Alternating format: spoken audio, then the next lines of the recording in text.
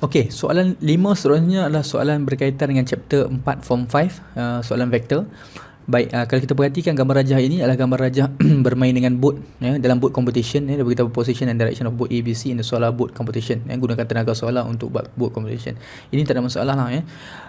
Cuma kalau kita perhatikan soalan ini macam dia ada kaitan sikit dengan fizik lah, ada kaitan dengan fizik sedikit. Sebab itu kalau kita ikut pada trend tahun lepas, pelajar-pelajar tingkatan 5 SPM 2016 jadi macam trend tau, jadi viral tau. Dia kata soalan ini soalan macam mana, soalan ni soalan susah, kami terima soalan fizik. Biasanya kalau kita tengok kalau kita buat soalan ini nanti, kita nampak bahawa soalan ini sebenarnya adalah soalan yang berkaitan dengan praktis-praktis yang biasa kita jawab.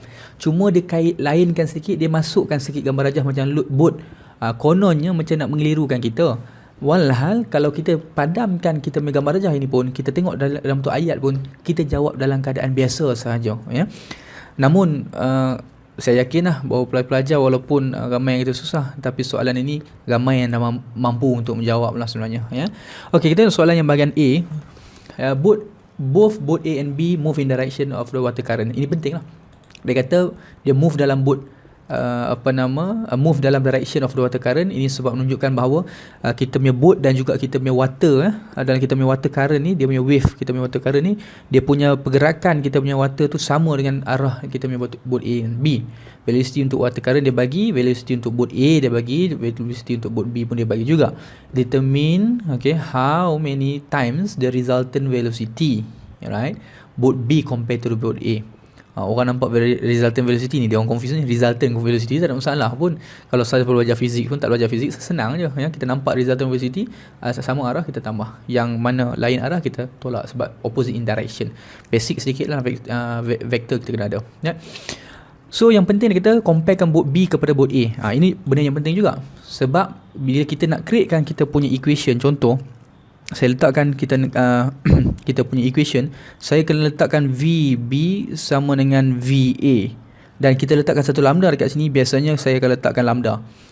Sebab apa saya pilih lambda? Sebab dia bebas dari apa-apa simbol. Letak K pun boleh, letak M pun boleh, terpulang kepada kamu ya. Yang pasti jangan letakkan VA equal to VB dekat sini, sebab dia nakkan B compare to A. So kita nakkan lambda dekat sini, berapa kita punya constant kita, berapa pemala yang untuk darabkan comparekan B dengan A. Baik, step yang pertama kita perlu derivekan kita punya resultant velocity untuk kita punya boat B dulu ataupun boat A, terpulang saya mulakan dengan boat B. So saya letakkan VB dekat sini.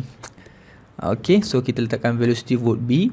Saya katakan boat B sama dengan boat B punya direct velocity campur dengan water current, sebab dia bukan bergerak dengan boat punya engine punya engine boat tu punya power saja, tetapi dia melibatkan pergerakan yang ditambah juga dengan water current juga membantu untuk lebih laju. Jadi saya letakkan B tambah dengan W. Kemudian saya ambil B punya kita punya vektor yang dia bagi, iaitu 6I tambah dengan 3J. Alright.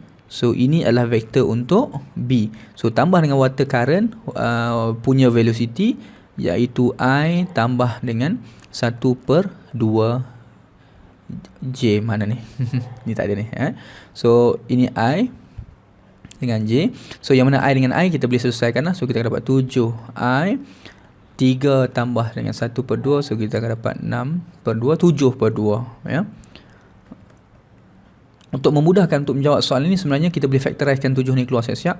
So kita akan dapat I tambah dengan 1/2J. Right. Baik, untuk velocity, resultant velocity untuk boat A pun sama juga.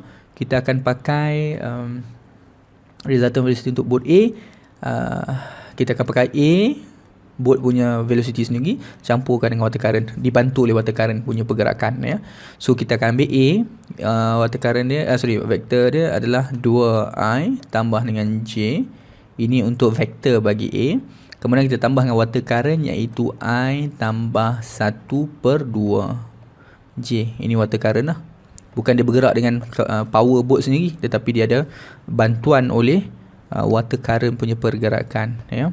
So kita totalkan sekali, kita dapat I dengan I. So kita dapat 3I. Right.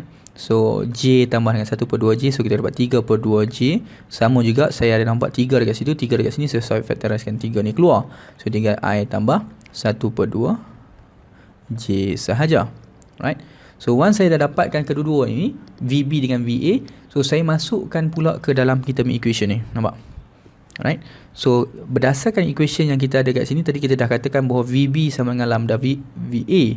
So saya masukkan kita punya VB 7I tambah 1/2 J. Right. So kemudian kita kurungan sama dengan kita punya lambda. Right. So kita ada 3 dekat situ, so saya letakkan 3 ke depan dalam kurungan I tambah dengan 1/2 J juga, ini 2 ya. So J. Okey. So kalau kita perhatikan ini I tambah 1/2 J, sini pun ada I 1/2 J. Kita pindahkan jadi bahagi, kedua-dua kita bahagi, so sebenarnya kita boleh potong. Alright. So yang kita tinggal cuma 7 sama dengan 3 lambda. So yang mana lambda adalah sama dengan pindahkan 3, so kita dapat 7/3. So kita concludekan kita punya VB kita adalah sama dengan lambda kita, iaitu 7/3 VA. Ini lambda ni kita masukkan ya. 7/3. Jadi maksudnya kita apa? VB ini punya pergerakan, kalau kita nak comparekan dengan VA ni, dia mempunyai 7/3 kali ganda. Fikir secara logik, lebih laju ataupun lebih yang mana lebih laju? Antara VB ataupun VA. Alright? Kalau tengok pembayaran rajah pun kita nampak VB mendahului VA, tetapi dari segi calculation pun kita dah proofkan bahawa VB ini mendahului sebanyak 7/3 kali ganda daripada kelajuan ataupun daripada hal laju daripada boot A. Alright? Ini dia kelajuan. Kita comparekan B dengan A. Cuma saya tekankan kat sini ada dua perkara penting. Yang pertama, bagaimana nak createkan resultant boat velocity untuk B dan A. Yang A tambah dengan water current B, W. Kemudian yang kedua, pastikan relation kita mesti bermula dengan B compare to A, bukan A compare to B. Alright? So itu yang penting. Okey, kita tengok soalan nombor 2 pula. Soalan untuk part yang B untuk seterusnya, dia bagi tahu bahawa on the way of the finishing line, okay, boat C is facing a technical problem and off the track. Ini ayat dia macam nak mengelirukan, jangan bagi tahu bahawa C sampai dia off track, dia off track. Patutnya yang lurus, The velocity of boat C is given by velocity dia.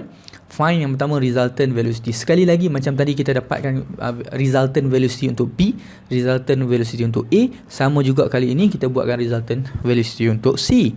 So maksudnya untuk B part 1, so apa yang kita akan buat, kita akan gunakan kaedah yang sama juga. Saya letakkan kita punya resultant velocity untuk boat C sama dengan vektor C campurkan dengan W. So saya akan dapat C yang diberi information 2I tolak 3/2 J. Ini velocity untuk C, tambahkan dengan water current.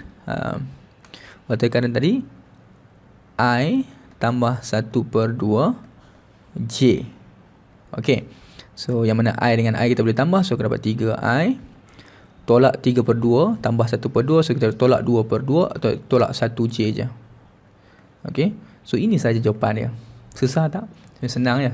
Ya. Kemudian dia nakkan nombor 2, part 2, dia nak kita punya unit vector in direction. So buatlah unit vector in direction. Unit vector in direction boat C. Apa formula dia? Kalau kamu ingat lagi formula kita, ada list of formula benda bagi kita punya vector, kita bahagikan dengan dia punya magnitude dia. Right? So maksudnya dalam kes ini kita kena buat sama dengan kita katakan vector untuk C lah, velocity untuk C. Saya letak macam ni boleh. VC, alright, bahagikan dengan vektor C punya magnitude, ya. So bagaimana dapatkan kita punya magnitude? Saya tarikkan VC ke sebelah ni, so kita dapat 1 per ini kita punya vektor. So kita akan letakkan rujuk balik kepada formula untuk kita punya magnitude, ya. X kuasa 2, so 3 kuasa 2 tambah dengan negatif 1 kuasa 2, right? So kemudian kita tarikkan velocity, vector velocity untuk ni ke tepi. So saya salin balik semula 3I tolak J sahaja. Baik.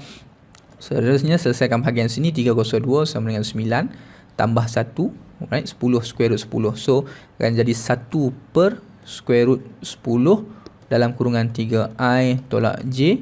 just kembangkan saja masuk dalam. So kita akan dapat 3 per square root 10i, right? So tolak dengan 3, sorry, it's not 3, 1 per 10 lah ya, 1 per 10. So kita akan dapat 1 per square root 10. Ini 1 ni, right, 1 ya, 1 per square root 10 kita punya J. So ini je vector in direction. So tu saya katakan bahawa walaupun gambar rajah ini tak dibagi bentuk ayat pun kita boleh jawab. Sebab tu kalau pelajar kalau tengok dalam soalan 5 ni, pertama sekali memang kita kaget sikit lah, kita rasa macam gemuruh lah. Kita rasa macam soalan ni macam tak boleh jawab, kena pula cerita tentang bot A, bot B, bot C, rasa macam menggelabah. Tetapi kalau kita baca soalan itu, kita dapat translatekan daripada apa information dia beri, dan kita boleh kita boleh communicatekan dengan apa yang kita ada information dia beri, kita boleh communicatekan dan translatekan ke dalam bentuk mathematical punya word problem. So insyaAllah kita akan berjaya boleh jawab. Sebenarnya kalau tengok solution soalan-soalan ni dah praktis, selama ni kita dah pernah buat praktis untuk topik vektor sebenarnya. Okay, so para pelajar, terima kasih. Untuk kita teruskan dengan soalan untuk nombor 6 sebentar nanti insyaAllah.